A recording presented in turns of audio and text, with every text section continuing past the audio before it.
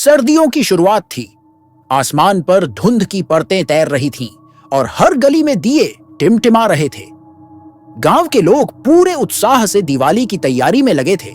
कहीं लड्डू बन रहे थे, कहीं पटाखों की आवाज गूंज रही थी। लेकिन इसी शोर के बीच एक कोना ऐसा था जहां हमेशा सन्नाटा पसरा रहता था। पुराना कालेश्वर महादेव मंदिर। कहते हैं उस मंदिर की घंटी 15 साल से नहीं बजी थी। वजह कोई नहीं जानता था, लेकिन गांव के बुजुर्ग कहते थे कि वहां एक दिवाली का श्राप है जो हर बार इस त्योहार पर किसी न किसी को अपना शिकार बना लेता है। मंदिर गांव से थोड़ी दूर घने पीपल के पेड़ों के बीच था। वहां तक पहुंचने वाला रास्ता कच्चा और सुनसान था।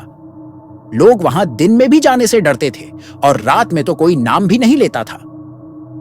कहते हैं 15 साल पहले जब उस मंदिर में आखिरी बार दिवाली की पूजा हुई थी, तब कुछ ऐसा घटा था जिसने पूरे गांव को बदल दिया था।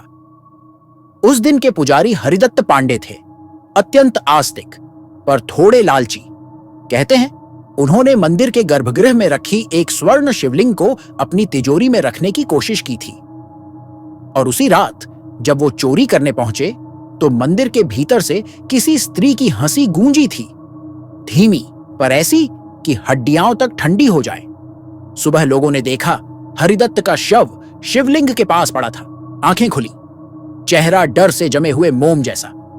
तब से उस मंदिर का द्वार बंद कर दिया गया और गांव वालों ने वहां पूजा बंद कर दी।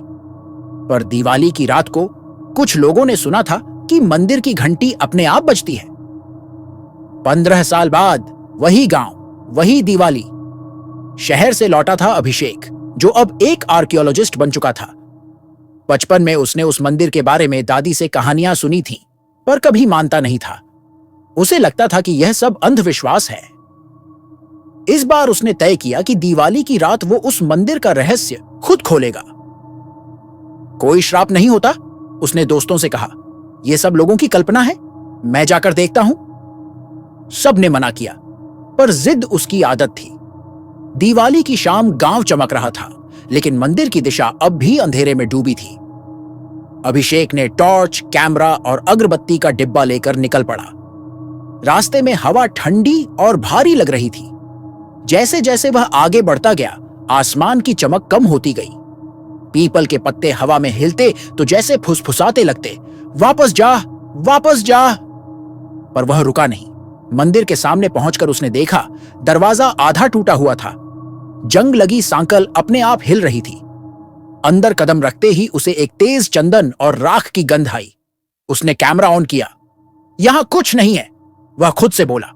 पर तभी उसके पीछे से एक धीमी आवाज आई, जैसे कोई धीरे धीरे ओम जप रहा हो। उसने पीछे मुड़कर देखा, कुछ नहीं। हवा होगी, उसने सोचा और आगे बढ़ गया। गर्भगृह के पास पहुंचते ही उसने देखा वहां वो पुराना शिवलिंग अब भी रखा था, लेकिन उस पर कोई काले रंग की परत चढ़ी हुई थी। दिए बुझ चुके थे, पर हवा स्थिर थी। उसने झुककर शिवलिंग को छूने की कोशिश की, तभी अचानक उसके कैमरे की स्क्रीन झिलमिलाने लगी।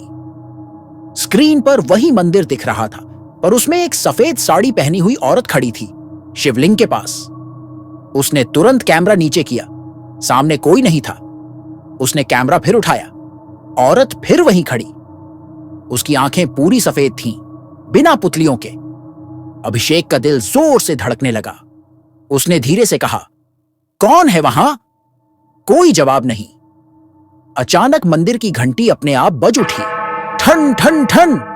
आवाज इतनी तेज कि दीवारें कांप उठीं और उसी के साथ दीवारों से राख गिरने लगी। कैमरे की स्क्रीन पर अब वो औरत उसके ठीक पीछे खड़ी थी। अभिषेक मुड़ा और उसे बस ठंडी हवा का झोंका महसूस हुआ। फिर भी उसने एक अजीब बात नोटिस की। शिवलिंग के पास अब जमीन पर किसी के पैरों के निशान थे, जो राख से बने थे। डर और जिज्ञासा दोनों में उलझा वह बाहर निकलने की कोशिश करने लगा, पर दरवाजा अब बंद था।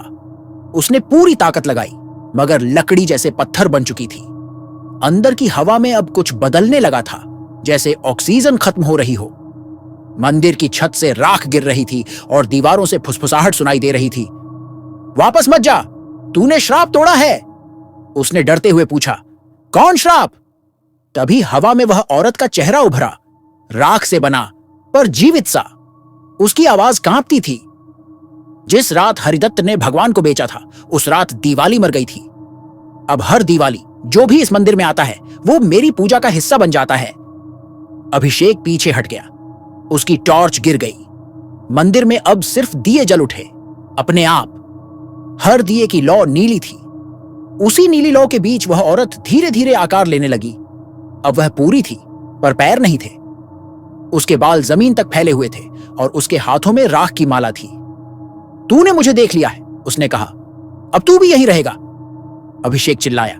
नहीं, और दरवाजे की ओर भागा। तभी किसी ने उसका हाथ पकड़ लिया, बर्फ जैसा ठंडा।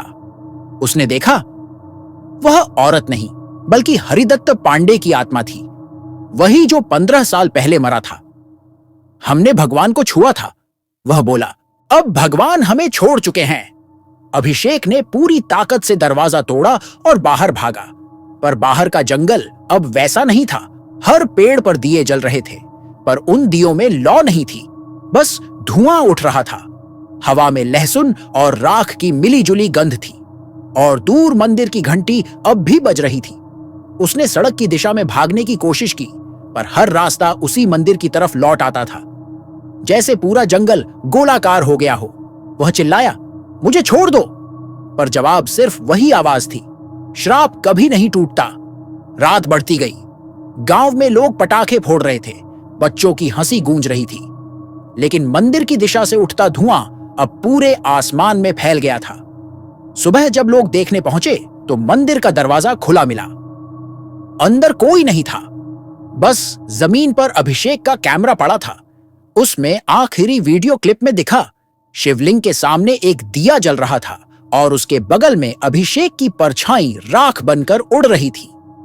गांव वालों ने उस दिन फिर मंदिर को बंद कर दिया, पर हर साल दिवाली की रात को जब पहली पटाखे की आवाज आती है तो कालेश्वर मंदिर की घंटी अपने आप बजती है।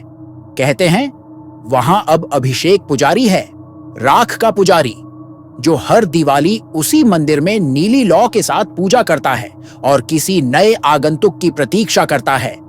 गांव के लोग आज भी उस दिशा में दिया नहीं जलाते, क्योंकि दिवाली का उजाला वहां पहुंचकर अंधेरा बन जाता है। और कोई भी जो यह मान ले कि श्राप सिर्फ कहानी है, वो कहानी का हिस्सा